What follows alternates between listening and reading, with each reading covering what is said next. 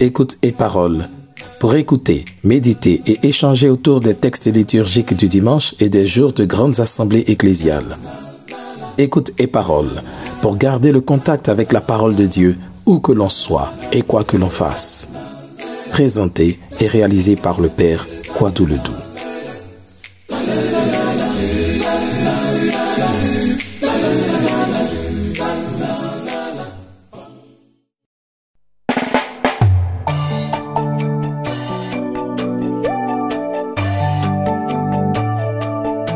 Dimanche 3 décembre 2023. Premier dimanche de l'Avent B. Lecture du livre du prophète Isaïe, chapitre 63, versets 16 à 17, 19 et chapitre 64, versets 2 à 7. C'est toi, Seigneur, notre Père, notre Rédempteur depuis toujours. Tel est ton nom. Pourquoi, Seigneur, nous laisses-tu errer hors de tes chemins? Pourquoi laisser nos cœurs s'endurcir et ne plus te craindre? Reviens à cause de tes serviteurs, des tribus de ton héritage.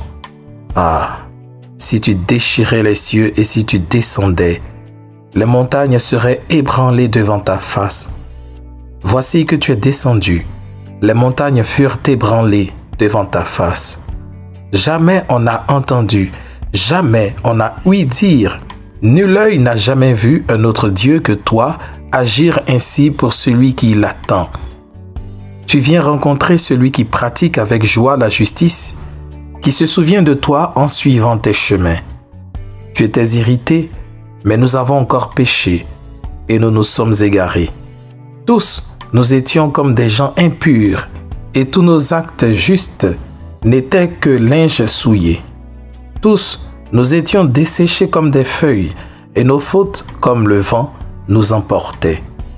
Personne n'invoque plus ton nom, nul ne se réveille pour prendre appui sur toi, car tu nous as caché ton visage, tu nous as livrés au pouvoir de nos fautes. Mais maintenant, Seigneur, c'est toi notre Père. Nous sommes l'argile, c'est toi qui nous façonnes. Nous sommes tous l'ouvrage de ta main. Parole du Seigneur. Nous rendons grâce à Dieu.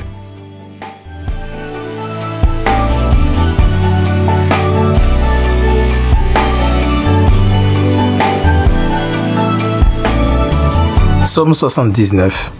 Dieu, fais-nous revenir, que ton visage s'éclaire et nous serons sauvés. Berger d'Israël, écoute, resplendis au-dessus des kéroubim, réveille ta vaillance et viens nous sauver. Dieu, fais-nous revenir, que ton visage s'éclaire et nous serons sauvés. Dieu de l'univers, reviens, du haut des cieux regarde et vois, visite cette vigne, protège-la, celle qu'a plantée ta main puissante. Dieu, fais-nous revenir, que ton visage s'éclaire et nous serons sauvés. Que ta main soutienne ton protégé, le Fils de l'homme qui te doit sa force. Jamais plus nous n'irons loin de toi, fais-nous vivre et invoquer ton nom. Dieu, fais-nous revenir, que ton visage s'éclaire et nous serons sauvés.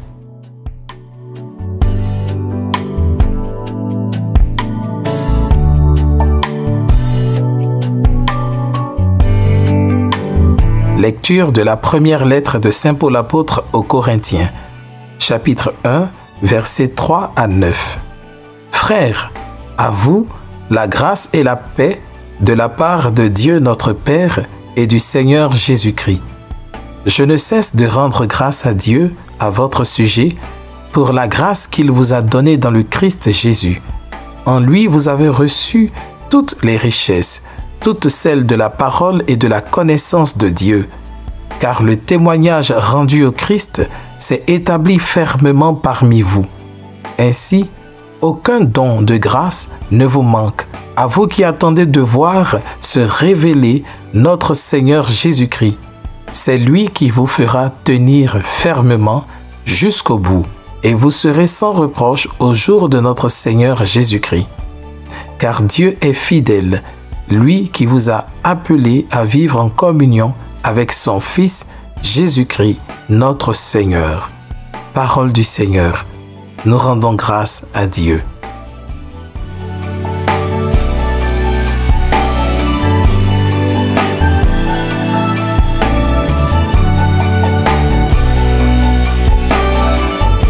Évangile de Jésus-Christ selon saint Marc, chapitre 13, versets 33 à 37. En ce temps-là, Jésus disait à ses disciples, « Prenez garde, restez éveillés, car vous ne savez pas quand ce sera le moment. C'est comme un homme parti en voyage. En quittant sa maison, il a donné tout pouvoir à ses serviteurs, fixé à chacun son travail et demandé au portier de veiller. Veillez donc, car vous ne savez pas quand vient le maître de la maison, le soir ou à minuit, au chant du coq ou le matin. S'il arrive à l'improviste, il ne faudrait pas qu'il vous trouve endormi. Ce que je vous dis là, je le dis à tous. Veillez. » Acclamons la parole de Dieu. Louange à toi, Seigneur Jésus.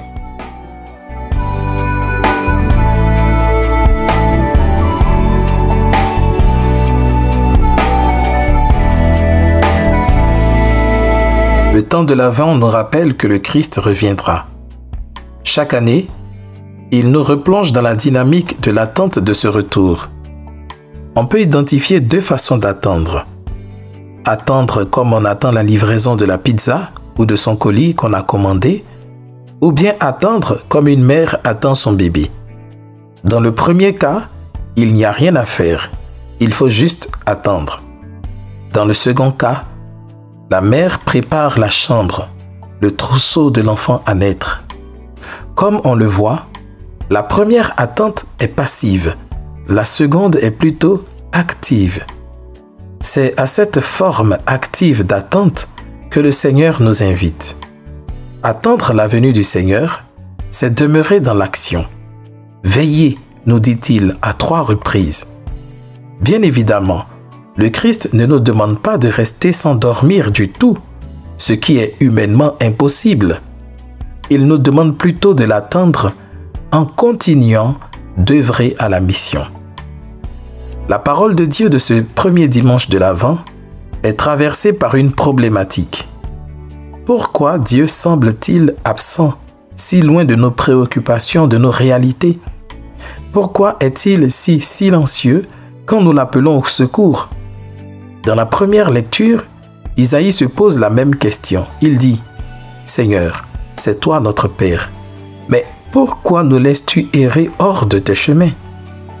On aurait souhaité un Dieu un peu plus présent dans notre humanité, ce sur quoi beaucoup fondent leur rejet de la foi et de Dieu. Et ils disent ceci, « Si Dieu existe, s'il est bon et qu'il aime l'homme, alors pourquoi permet-il que l'homme meure? Pourquoi ne soustrait-il pas l'homme au malheur qui l'accable? » Isaïe lui-même le reconnaît. Si beaucoup ne prennent plus appui sur Dieu et ne l'invoquent plus, c'est, semble-t-il, parce qu'il nous a caché son visage, parce qu'il nous a laissés au pouvoir de nos fautes et de nos malheurs. Alors, ceux qui rejettent la foi en viennent à conclure que Dieu n'existe pas et que c'est à l'homme seul de prendre en main sa destinée. Dans cette affirmation, il y a une chose qui a tout de même de la valeur. C'est l'idée d'une responsabilisation de l'homme. Cependant, que l'homme ait une grande responsabilité dans le cours de son histoire ne signifie pas que Dieu n'existe pas. Bien au contraire, c'est lui qui nous appelle à cette responsabilité. On le voit dans l'Évangile à travers la parabole de cet homme qui part en voyage en confiant des responsabilités à ses serviteurs. Il ne les abandonne pas. Il finit par revenir après avoir laissé à chacun la possibilité de faire ses preuves. D'ailleurs, le psaume 79, entendu en méditation, nous enseigne que Dieu paraît loin de nous parce que nous l'avons rejeté de nos vies par nos péchés, nos infidélités, notre méchanceté. En réalité, c'est nous qui nous sommes éloignés de lui. La condition pour qu'il revienne, c'est que nous revenions définitivement à lui. Jamais plus nous n'irons loin de toi. Jésus nous révèle que le projet de Dieu n'est pas d'intervenir de façon péremptoire et tyrannique dans le cours de notre histoire. Il faudrait se défaire de l'idée d'un Dieu interventionniste. Si Dieu paraît si silencieux et absent, c'est pour nous donner l'opportunité d'une plus grande responsabilité et d'un plus grand attachement à sa volonté. Le temps de l'attente, c'est donc le temps de la responsabilité humaine.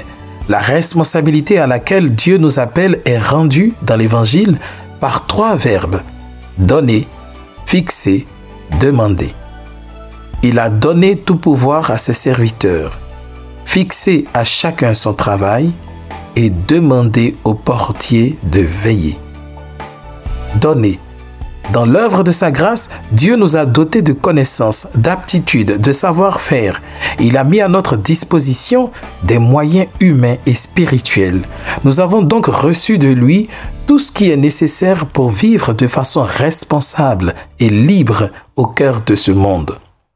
Saint Paul dit que nous avons reçu toutes les richesses, toutes celles de la parole et de la connaissance de Dieu. L'homme, en se rendant responsable de la création, ne doit jamais oublier que c'est de Dieu qu'il tient cette responsabilité. Fixé. La loi de Dieu est présente non seulement à travers la loi naturelle, mais encore à travers sa volonté qu'il nous fait connaître chaque fois dans sa parole. Cette loi est immuable. C'est la loi en faveur de la vie. Elle ne se modèle pas sur nos opinions. Il nous revient d'y accorder notre volonté. Chacun, dans le travail, la mission à lui confiée, doit rechercher une seule chose: faire la volonté de Dieu. Encore faudrait-il que chacun ait conscience de la mission que le Seigneur lui a confiée. Demandez. Dieu aussi attend quelque chose de nous. Il nous demande une chose essentielle: veiller. Ce qui nous maintient en éveil, c'est la foi alimentée par la prière. En conséquence, la vie quotidienne du chrétien doit être rythmée par la prière. L'Église a justement perçu de cette injonction du Christ la nécessité de prier à tous les moments de la journée. Le matin, les laudes, au milieu du jour, le soir, les vêpres, à minuit, les complis, au chant du coq, l'office des lectures. De cette façon, elle reste en éveil. Le rôle du chrétien est de prendre sa part dans cette mission générale de l'Église, de s'investir dans cette solidarité spirituelle en acceptant de prendre son tour de garde pour la prière. Dans un camp, ceux qui montent la garde demeurent en éveil pendant que les autres se reposent. Mais une relève est assurée pour qu'ils ne tombent pas de fatigue. En agissant ainsi, le camp est toujours en éveil. Ainsi en est-il de l'Église. Dans la foi et la prière, chacun doit prendre son tour de veille, d'où l'importance de la vie communautaire. Seul, il est impossible de veiller. Mais en communion avec les autres, cela est possible. Puissions-nous, avec la grâce de l'Esprit, vivre ce temps de préparation et, de façon plus générale, l'attente de la venue de Jésus de façon active, unis dans la foi, l'espérance et l'amour.